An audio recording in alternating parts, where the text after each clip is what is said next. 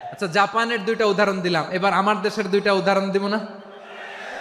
হ্যাঁ, বাংলাদেশের দুইটা উদাহরণ দিই। 1 নম্বর উদাহরণ, গত সপ্তাহে আপনারা জানেন কক্সবাজার আমার একটা প্রোগ্রাম ছিল, তো হেলিকপ্টারে গিয়েছিলাম। ফেনী জেলা যখন পার হচ্ছি আমি দেখলাম 3টা উইন্ডমিল চিনেন তো? বিশাল পিলার, 3টা 4টা পাখা থাকে। বায়ু বিদ্যুৎ কেন্দ্র, বাংলাদেশের প্রথম বায়ু বিদ্যুৎ কেন্দ্র এটা।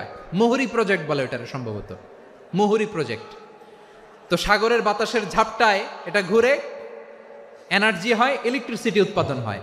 তো আমি পাইলটকে বললাম, ভাই এগুলো থেকে কেমন ইলেকট্রিসিটি উৎপাদন হয়? কয় হুজুর একটুও হয় না, কিছুই হয় না। কিছুই হয় না মানে? বলে হুজুর বাংলাদেশে যত উইন্ডমিল আছে এটার পাখা একটাও ঘুরে না।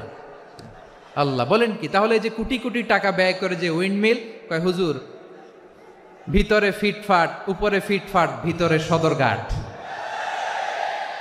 তার মানে কোটি কোটি টাকা দিয়ে এই উইন্ডমিল বানায়, এখানে কিছু নাই।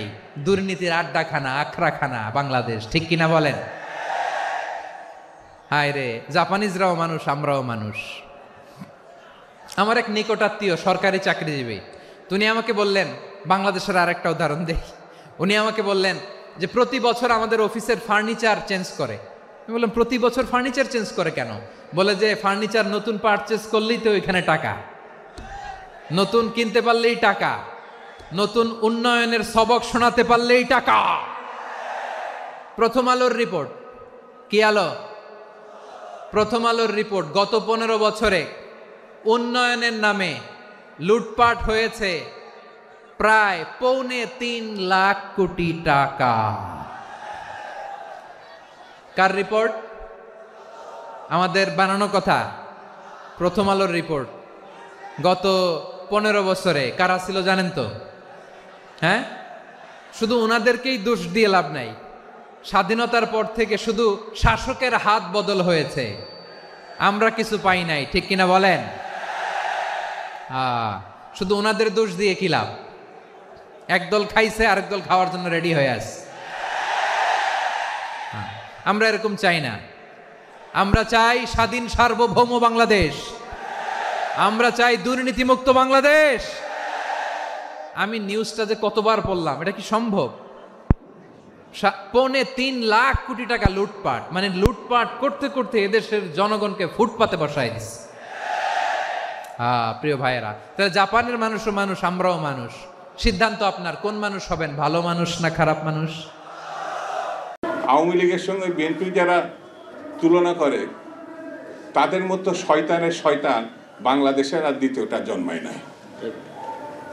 চোখ থাকতে অন্ধ বলে একটা কথা আছে না, এরা সেই জাতির।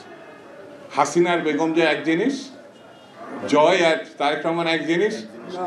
এই সামান্য পার্থক্য যাদের মধ্যে নাই, তাদেরকে শয়তানের বাপ ডাকা ছাড়া তো আর কিছু বলার নাই। সেই জন্যে খুব পরিষ্কার করে কথা বলি, নির্বাচন চাই, নির্বাচন চাই। যারা 111-এর মধ্য দিয়ে বিএনপিকে ঠেকাতে চাইছিল তারাই, যারা 111-এর মধ্যে থেকে বিএনপিকে ঠেকাতে চাইছিল, সে প্রথম আলো হতে পারে, ডেইলি স্টার হতে পারে, ডক্টর ইউনূস হতে পারে, তারাই আওয়ামী লীগকে ক্ষমতায় বসিয়েছিল। সেই আওয়ামী লীগ কি জিনিস গত 20 বছরে বাংলাদেশ দেখেছে। ডক্টর ইউনূসও তখন প্রধান উপদেষ্টা হতে চেয়েছিলেন। আপনাকে ভালো মানুষ হিসাবে আমরা জানি, আপনি সম্মানিত ব্যক্তি, আপনার উপরে বাংলাদেশের মানুষ নির্ভর করতে চায়, কিন্তু এমন কোনো কাজ করবেন না যাতে আপনার উপরে সন্দেহ তৈরি হয়, আপনার অর্জিত সম্মান বিনষ্ট হয়। খুব সাবধানে আপনি এগোন। এই কারণে যে আপনার উপরে আমরা নির্ভর করতে চাই। এখনও আপনার প্রতি আমাদের আস্থা আছে, বিএনপির আস্থা আছে, রাজনৈতিক দলগুলোর আছে, কিন্তু সে আস্থা নষ্ট করবেন না। এটি আপনাকে স্মরণ করছে এই কারণে যে ব্যক্তিগতভাবে আপনাকে আমি পছন্দ করি। আপনাকে কেউ না কেউ ব্যবহার করতে চাচ্ছে, কেউ না কেউ আপনাকে কলঙ্কিত করতে চাচ্ছে। এই জায়গাটা আপনাকে সতর্ক থাকতে হবে। বন্ধুরা, আমি বেশি কথা শুধু বলবো না, এই আকাঙ্ক্ষা এবং সংখ্যা, এইভাবে কিন্তু দেশ এগিয়ে যাচ্ছে। সরকারের দায়িত্ব আকাঙ্ক্ষাটা স্মরণে আনা আর সংখ্যা দূর করা, এটাই মূল। আর আমি অন্য কোনো রাজনৈতিক বক্তব্য দিব না। এই কারণে আমি আর নিশ্চিত হতে চাই এই বছরের মধ্যেই গ্রহণযোগ্য একটি নির্বাচন হবে, এটা আমরা প্রত্যাশা করতে চাই। এটা আমাদের আকাঙ্ক্ষার মধ্যে আছে।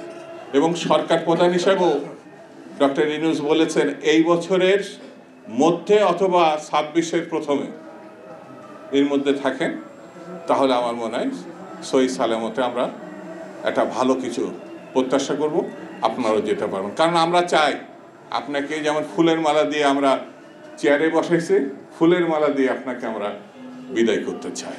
আর ভারতকে এত ছোট করে ভেবেন না। সরকারের উদ্দেশ্য বলি, ভারত আর সীমাহীন লুটপাটের যে টাকা শেখ হাসিনার, প্রচুর অস্ত্র তার কাছে আছে। এই শক্তিকে ছোট করে দেখার আন্দোলনকারী শক্তিদেরকে আমি বলবো একটু হুঁশে থাকতে হবে। এদের থেকে আমরা কিছু নিতে পারিনি। এই সচিবালয় এখনো হচ্ছে আওয়ামী লীগের।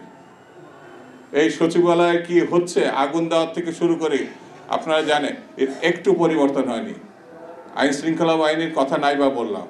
সেই জন্য বন্ধুরা, আমাদের ঐক্যবদ্ধ থাকতে হবে, আন্দোলনের শক্তিকে ঐক্যবদ্ধ থাকতে হবে এবং সামনের দিকে আমাদের এগিয়ে যেতে হবে। সকলকে ধন্যবাদ। খুদা হাফেজ। বাংলাদেশ জিন্দাবাদ। ওই যে কে যেন আজহার নাকি মাজার একজন আছে, আগে ওরা খাইছে এখন এরা খেতেছে না, কি বলছে না? ভাইরে, রাজনীতি করবেন স্বনামে আসে, আড়াইলে আবডালি লেগে রাজনীতি করে।